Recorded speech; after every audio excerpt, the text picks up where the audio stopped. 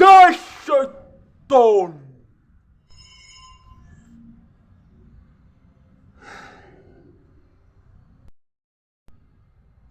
மனசாட்சிடா.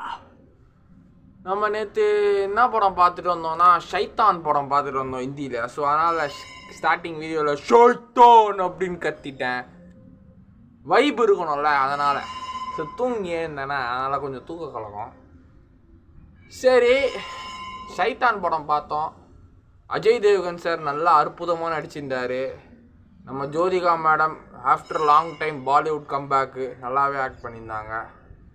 அவங்க ஒரு ஃபேமிலி உமனாக அதில் நடிச்சிருந்தாங்க, ஹஸ்பண்ட் ஒய்ஃபு. அஜய் தேவ்கனும் ஜோதிகா மேடமும் ஹஸ்பண்ட் ஒய்ஃப் கல்யாணம் பண்ணியிருந்தாங்க. அவருக்கு ஒரு டாட்டரு, ஒரு சன், சின்ன பையன், யங் கிட். மாதவன் சார் மிகப்பெரிய ஒரு ஆன்டகனிஸ்ட் இந்த படத்தில். பிளாக் மேஜிக் மெஜிஷியனாக இருக்கிறார் இந்த படத்தில். மந்திரவாதியாக நடிச்சிருக்கிறாரு, சொல்லவே தேவையில்ல. ஒன்றுங்க இல்லைங்க, படத்தோட கதை இயல்பான நார்மலான ஒரு பெண் குழந்தை, ஒரு பொண்ணுக்கு என்ன நடக்கணுமோ அதுதான் நடந்திருக்கு இந்த படத்தில். ஒரு ஃபேமிலி, அஜய் தேவ்கன், ஜோதிகா மேடம், அவர் பையன், ஒரு ஹிந்திக்காரி அந்த பொண்ணு, அப்புறம் அந்த பையன், குழந்த, 4 பேர் ஃபேமிலியாக இவங்க ஒரு ஜாலியான ஒரு ஃபேமிலியில் இருக்கிறாங்க. ஜாலியாக ஃபேமிலியாக இவங்க சர்வை பண்ணி வாழ்கிறாங்க. இவங்க ஃபார்ம் ஹவுஸுக்கு லீவ் வெக்கேஷனுக்கு போகிறாங்க. லீவ் வெக்கேஷனுக்கு ஃபார்ம் ஹவுஸுக்கு போகும்போது அவங்க பொண்ணு காலேஜ் படிக்குது. அவங்க அப்பா ஃபார்ம் ஹவுஸுக்கு கூப்பிட்றதுக்கு ஹார்ன் அடிக்கிறாரு. இதுதான் படத்தோட ஸ்டார்டிங்கு. ஹார்ன் அடிக்கிறாரு. இந்த பொண்ணு அந்த பொண்ணோட பாய் ஃப்ரெண்டுக்கிட்ட பேசிக்கிட்டே போகுது. நான் ஹார்ன் அடிக்கிறேன், நீ இன்னும் அவங்ககிட்ட பேசிகிட்டு இருக்கேன்னு சொல்லிட்டு அஜய் தேவ்கன் சார் கேட்குறாப்புல. சரி, நான் வந்துட்டேன் போகலாம். ஸோ அவங்க அப்பா அம்மாக்கெல்லாம் தெரிஞ்ச இயல்பாக இவன் தான் என் பாய் ஃப்ரெண்டுன்னு அவங்க அப்பா அம்மா கிட்ட சொல்லி பழகுது இந்த பொண்ணு. ஸோ ஜோதிகா மேடம் அப்போ தான் இன்ட்ரோ கொடுக்குறாங்க, வராங்க. ஸோ ஃபார்ம் ஹவுஸுக்கு அவங்க போகிறாங்க. ஃபார்ம் ஹவுஸுக்கு போகும்போது அவங்க வர வழியில் இந்த ஹோட்டலில், அதாவது நம்ம ஏரியா தமிழ்நாட்டில் எப்படி ஈஸிஆர் OMR ரோடு அந்த மாதிரி ஒரு ஹைவேஸ் ரோட்டில் ஒரு டீ கடையில் இவங்க உட்காந்து டீ குடிக்கிறாங்க. அப்போ டீ குடிக்கும் போது அதான் மாதவன் சார் என்ட்ரி ஆகிறாரு. மாதவன் சார் என்ட்ரி ஆகும்போது இந்த டீ கடையில் 4 டீக்கு 500 ரூபா கொடுப்பாரு நம்ம அஜய் தேவ்கன் சார். 500 ரூபா கொடுக்கும்போது என்கிட்ட சில்லறை இல்லைன்னு கடைக்கார சொல்லுவான்.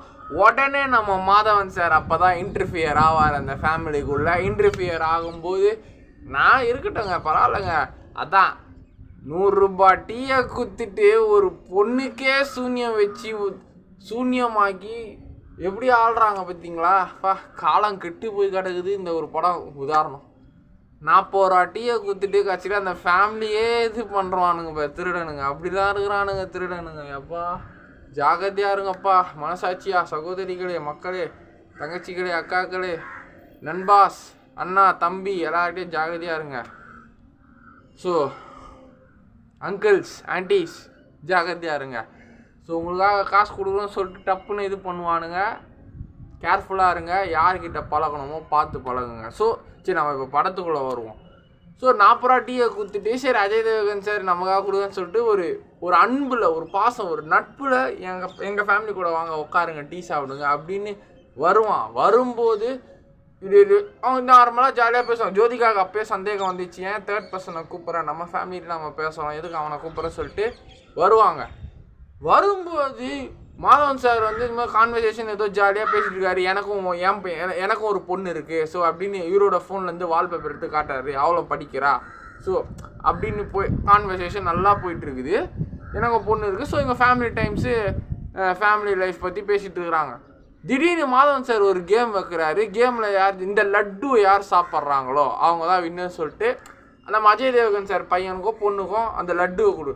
இந்த பொண்ணு கடன்னு அந்த லட்டு எடுத்து சாப்பிட்டுச்சு. லட்டு எடுத்து சாப்பிட்டோன்னே அந்த பொண்ணுக்கு ஒரு மாதிரியா நிரம்பு, உடம்பே ஒரு மாதிரியா ஷேக் ஆகிற மாதிரி படத்தில் ஸ்க்ரீன் பிளே அவ்வளோ நல்லா இருந்தது, காமிச்சிருந்தாங்க. ஸோ அந்த பொண்ணுக்கு ஒரு மாதிரியா பிளாக் மேஜிக் சூன்யம் வச்சா மாதிரி, சூன்யம்தான், படம் ஃபுல்லாக சூன்யம்தான், சூன்யம் வச்சா மாதிரி ஒரு மாதிரி ஆயிடுச்சு.